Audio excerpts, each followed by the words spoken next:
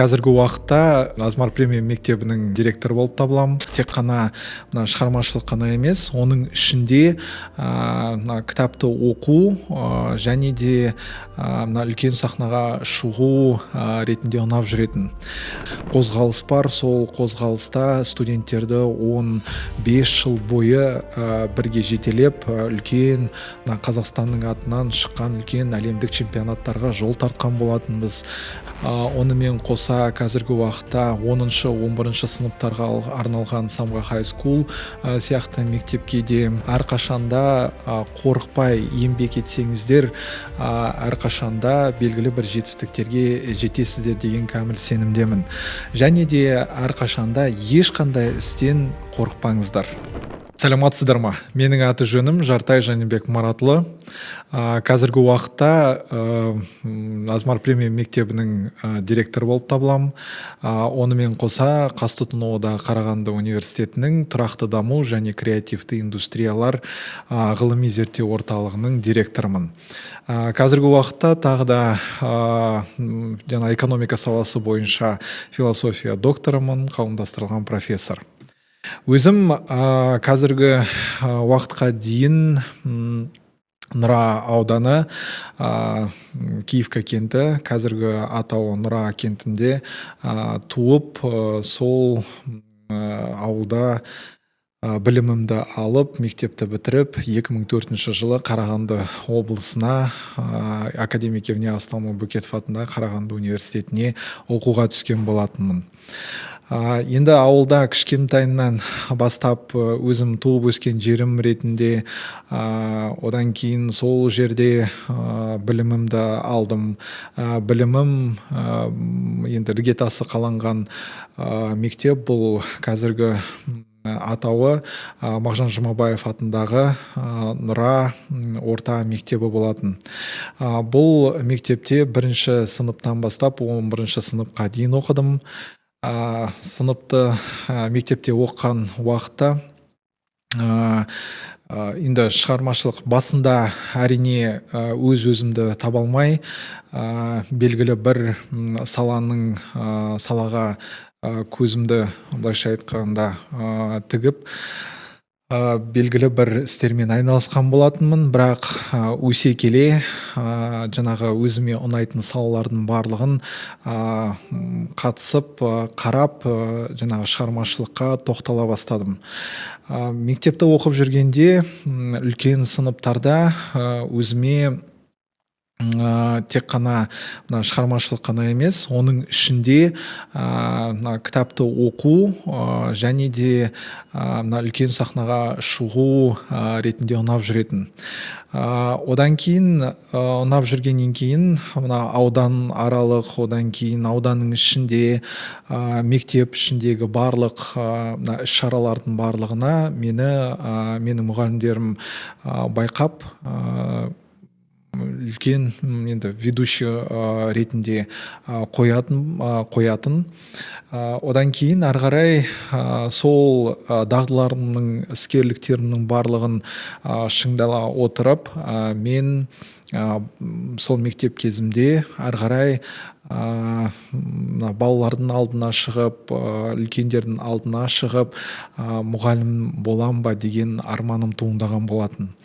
Қазіргі уақытта сол арманымды жүзеге асырып, өзім профессорлық жұмыспен айналысам, балаларға, студенттерге, магистранттарға, докторанттарға сабақ беріп, өзімнің оқып түйгеннің барлығын бөлісіп отырамын.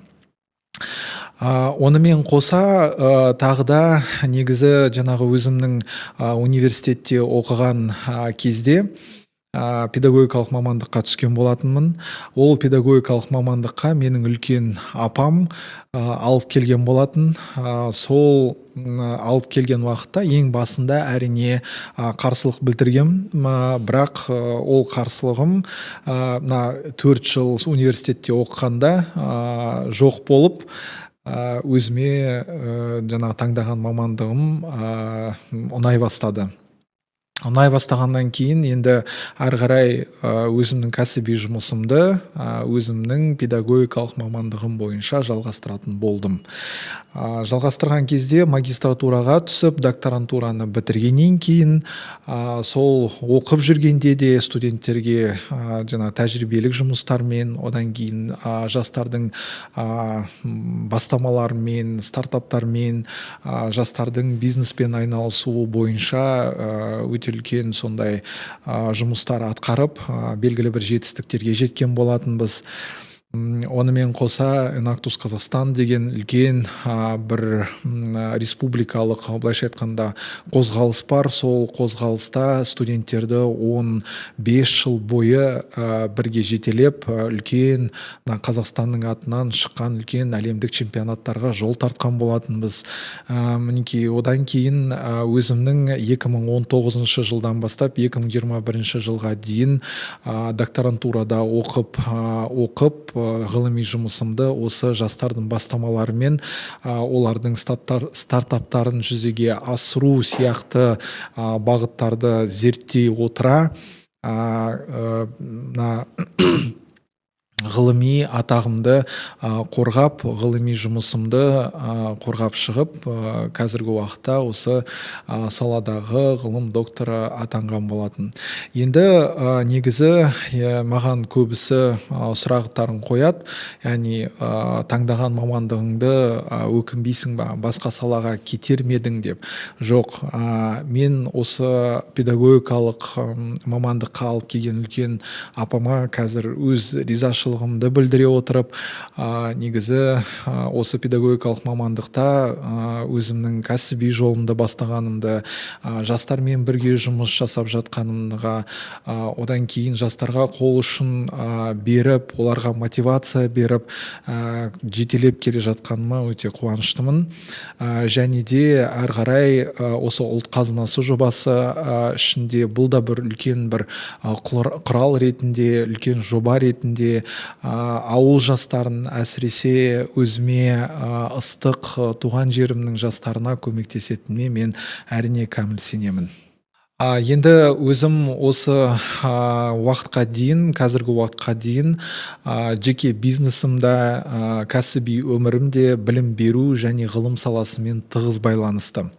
Енді бұл салаға тағы да жоғарыда айтып кеткендей, мені үлкен апам алып келген болатын. Ол педагогикалық мамандық өзіме ұнап, қазіргі уақытта Азмар премиум мектебінің директорымын. Азмар премиум мектебінде бізде 0-ші сыныптан бастап 4-ші сыныпқа дейін кішкентай балаларға білім беріп, оларды тәрбиелеп, білім нәрімен сусындатып жатқан жайым бар. Онымен қоса қазіргі уақытта 10-шы, 11-ші сыныптарға арналған Самға High School сияқты мектепке де енді атсалысып, ол мектепті әрі қарай екі мектепті әрі қарай дамытуға, яғни біздің Қарағанды облысының ғана емес, республиканың алтынғы қатарлы мектептердің қатарына шығаратынымызға әрине өте сенемін. Және де енді бұл тек қана бастауыш сыныпта ғана емес, енді кәсіби жұмысым негізі колледжде басталған болатын. Ең бірінші, былайша айтқанда, педагогикалық мысалы жұмыспен, білім беру ісімен мен Қарағанды университетінің жанындағы колледжде бастаған болатынмын. Сол колледжде мен 4-5 жыл жұмыс істеп, оқытушы лауазымнан директордың ғылыми зерттеу жұмысы бойынша орынбасарына дейін өскен болатынмын. Бұл маған білім беру ісіндегі өте үлкен мотивация болып әрі қарай өсуіме бірінші баспалдақ болды деген сенімдемін, енді ойдамын. Онымен кейін магистратураға түсе, Мен мына академик Евней Арыстанұлы Бөкетов атындағы Қарағанды университетінің магистратурасына түсіп, ары қарай осы кезден бастап менің ғылыми жетекшім ғылымға деген сүйіспеншілігімді, ғылымға деген махаббатымды оятқан болатын. Сол кезден бастап жаңағы студенттердің стартаптармен, республикалық, одан кейін халықаралық жобаларға белсенді түрде атсалысқан болатынбыз. Бұл әрине тек қана егер өз ісіңді сүйетін болсаң, онда бұл ісің, яғни педагогика болсын, білім беру саласы болсын, ғылым болсын, енді көбінесе мына біздің халықтың ортасында осы білім беру ісі, одан кейін ғылыммен айналысатын барлық мамандардың мысалы жалақысы өте аз, олар ақшаны аз табады, мысалға уақыты көп кетіреді деген өте үлкен ақпарат тарайды. Бұл ақпараттың барлығы негізі егер өз ісіңді сүйетін болсаң жалған ақпарат болып табылады. Бұл жобалармен айналысқан кезде тек қана білім берумен ғана емес, яғни сабақ берумен ғана емес, онымен қоса тағы да ғылыммен, яғни жобалармен айналысып, оны тек қана жаңағы өзіңнің ғылымыңды, одан кейін өзіңнің ғылыми қызығушылықтарыңды, тақырыптарыңды жетілдере қана қоймай, онымен бірге жаңағы барлық күнделікті зерттеулеріңді жастарға, студенттерге, магистранттарға, докторанттарға бөлісесің, бірге жұмыс істейсің. Одан кейін тек қана лабораторияларда ғана емес, онымен бірге далалық практиканың ішінде неше түрлі мысалға практика базаларына апарып көрсетіп, өзің де өзінің көзқарасың да, дүние танымың да яғни байи бастайды. Енді одан басқа біз тек қана университетте ғана емес, сонымен бірге бизнес жобалар сияқты бағытпен де айналысып та келемін. Бұл бизнес жобалар бойынша біз тек қана Қарағанды қаласы ғана емес, онымен бірге Қарағанды облысының аудандарында жұмыс атқарып, монас қалаларда жұмыс атқарып, Қазақстан Республикасының үлкен қалаларында студенттермен бірге тәжірибеге шығып, неше түрлі бизнес додаларға түсіп, жүлделі орындарға ие болған болатынбыз. Содан кейін халықаралық жобалар деңгейінде бізде де бірнеше жетістіктеріміз бар.